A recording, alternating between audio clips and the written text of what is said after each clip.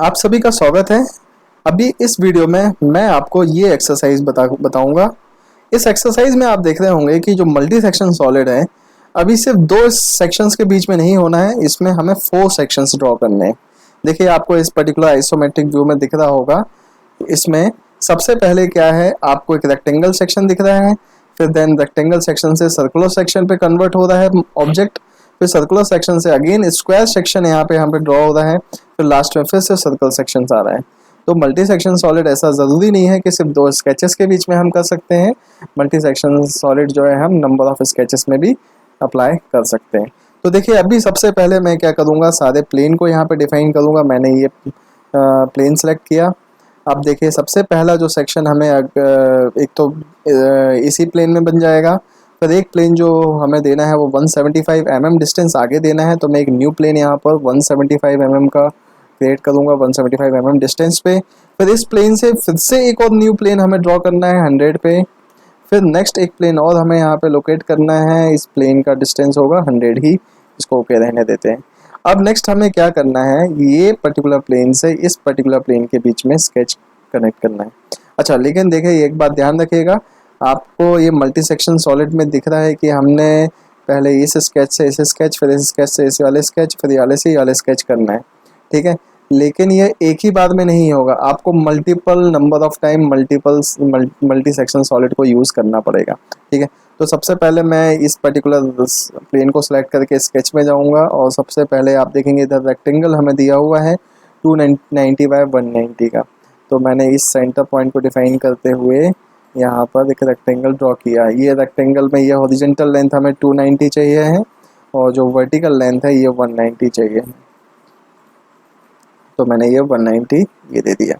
अब इसके बाद नेक्स्ट हमें इसको एग्जिट करना है और एग्जिट करने के बाद जो 175 mm डिस्टेंस है, इस डिस्टेंस पे हमें एक सर्कल ड्रॉ करना है। अब सर्कल आपको ड्रॉ करना है मतलब हमें सर्कल को 4 पॉइंट्स भी इसमें लोकेट करने पड़ेंगे। तो पहले तो मैं सर्कल का डायमीटर डिफाइन कर देता हूँ। सर्कल का डायमीटर जो है वो 145 है।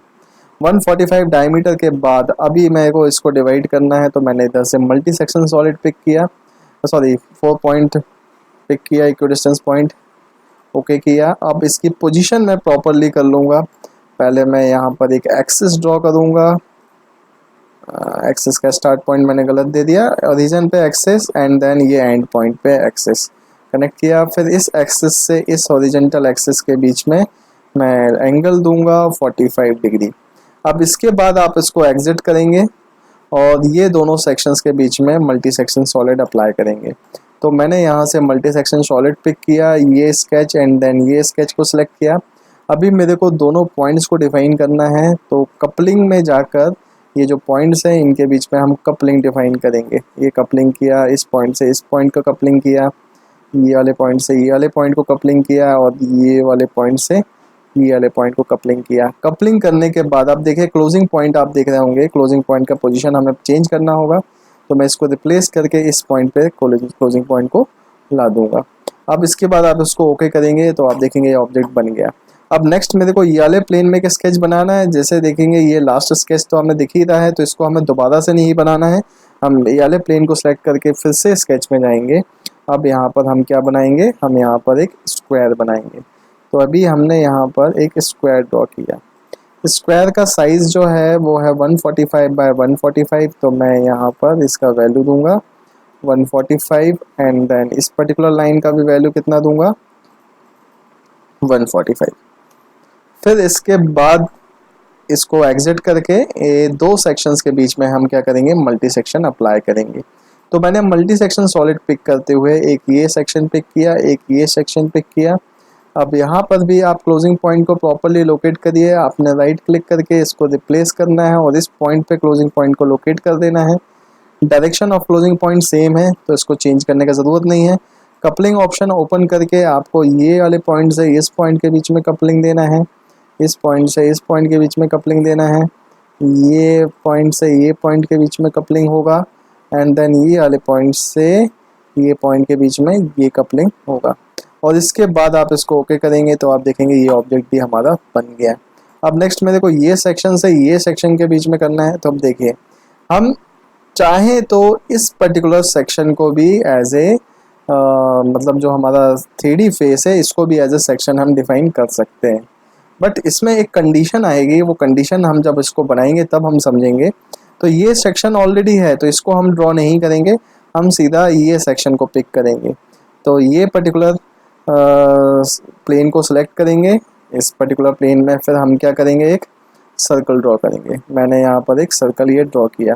सर्कल का वैल्यू हमें जो है दिया हुआ है वो दिया है 40। हमने 40 डायमीटर का सर्कल बनाया। अब हम नेक्स्ट हम क्या करना चाह रहे हैं, ये जो फेस है इस फेस से इस सर्कल के बीच में कनेक्शन करना चाह रहे हैं। इसमें मैं एक बात भूल गया, मेरे को क्या करना है, ये सर्कल को 4 पार्ट में डिवाइड करना है। तो मैंने यहाँ पर फिर से इक्विडिस्टेंस पॉइंट पिक किया, ओके किया, और इसको प्रॉपर पोजीशन में इसको थोड़ा सा रोटेट करके एक्सिस के थ्रू मैं इसको प्रॉपर पोजीशन दे दूंगा। तो मैंने यहाँ पे एक्सिस एंड हॉरिजॉन्टल एक्सिस के बीच का एंगल कितना डिफाइन किया, 45 डिग्री।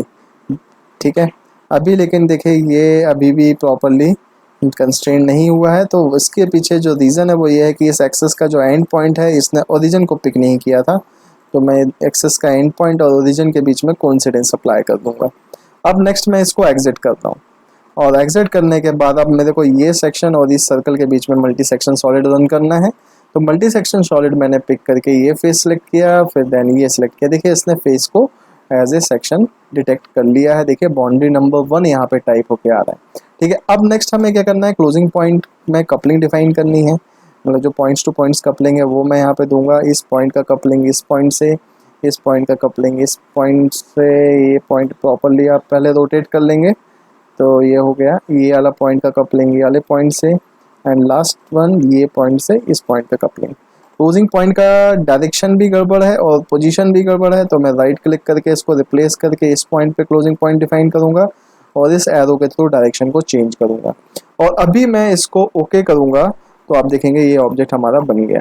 अब देखिए जब ये ऑब्जेक्ट आया है तो आप इस पर्टिकुलर मॉडल को अगर देखेंगे तो आपको ये दिख रहा है कि ये जो स्क्वायर था और स्क्वायर से सर्कल के बीच में जो कनेक्शन हो रहा है वो सीधा सीधा हो रहा है। मतलब जैसे इधर आप देख रहे होंगे ये एक स्ट्रेट लाइन के थ्रू ये क्या हो रहा है, ये कनेक्शन हो रहा है। बट यहाँ पे आप देख रहे होंगे एक कर्व टाइप से कनेक्शन हो रहा है, ये कर्व यहाँ पे ड्रॉ कर रहा है। तो इसके पीछे रीज़न क्या है, रीज़न ये है कि जब आप इस पर्टिकुलर मल्टी सेक्शन सॉलिड को यूज़ किए थे तो कपलिंग में क्या होता है, टेंजेंसी देन कर्वेचर, ये ऑप्शन आप देख रहे होंगे। इसका मीनिंग क्या है कि आपने क्योंकि यहाँ पर स्केच नहीं ड्रॉ किया है, यहाँ पर इसने क्या डिटेक्ट किया कि एक आपने बैक फेस, एक पुराना फेस आपने पिक किया हुआ है, उस फेस से कंटिन्यूएशन हो रहा है, उस फेस से हमें कंटिन्यूटी को कनेक्ट करना है, मेंटेन करना है। तो आप देखेंगे कि जो फेस आपने यहाँ पे डिफाइन किया था, मैं इसको डबल क्लिक करके वापस ओपन करता हूँ, तो जो आपने यहाँ पे फेस सेलेक्ट किया था वो फेस से प्रीवियस ऑब्जेक्ट क्या करेगा, टेंजेंसी लेगा। मतलब जैसे ये ऑब्जेक्ट जो आ रहा है ये इससे टेंजेंसी मेंटेन करते हुए कनेक्ट कर रहा है। मतलब आप अगर इसको थोड़ा सा मैं जूम करूंगा तो आपको समझ में आएगा कि ये एज के बाद जब एक कर्व आ रहा है तो ये कर्व टेंजेंशियली स्टार्ट हो रहा है, और अगर ये सीधा सीधा कनेक्ट होता है तो टेंजेंसी मेंटेन नहीं होती है। तो ये प्रॉब्लम आती है कब, जब हम प्रीवियस फेज को लेके वर्क करते हैं।